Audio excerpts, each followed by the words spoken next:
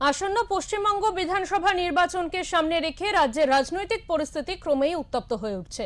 আগামী 23শে এপ্রিল প্রথম দফার ভোট গ্রহণকে কেন্দ্র করে জঙ্গলমহলের গুরুত্বপূর্ণ কেন্দ্র ঝাড়গ্রামেও বাড়ছে নির্বাচনী তৎপরতা। এই আবহে প্রচারে গতি আনতে সরাসরি মাঠে নামলেন ঝাড়গ্রাম বিধানসভার বিজেপি প্রার্থী লক্ষ্মীকান্ত সাউ।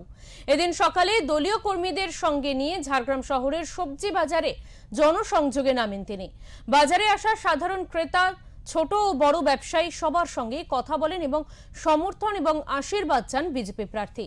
প্রচারের মাঝে স্থানীয় সমস্যার কথাও মন দিয়ে শোনেন তিনি। বিশেষ করে আলু চাষিদের সঙ্গে কথা বলে তাদের নানা সমস্যার বিষয় তুলে ধরেন লক্ষ্মীকান্ত সাউ। তিনি আশ্বাস দেন, বিজেপি ক্ষমতায় এলে এই অঞ্চলে হিমঘর নির্মাণ এবং কৃষি পরিকাঠামোয় উন্নয়নে জোর দেওয়া হবে, যাতে কৃষকরা তাদের উৎপাদিত ফসল সংরক্ষণ এবং ন্যায্য মূল্যে পেতে পারেন।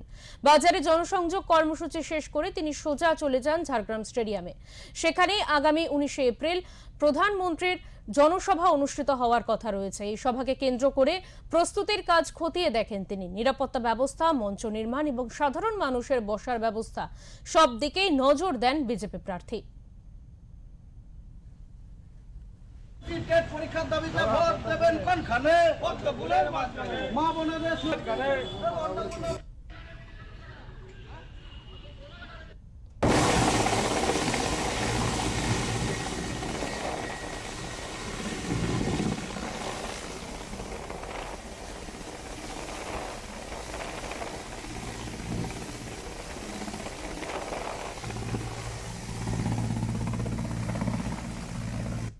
আমি এখন ঝাড়গ্রাম স্টেডিয়ামের বাইরে আছি।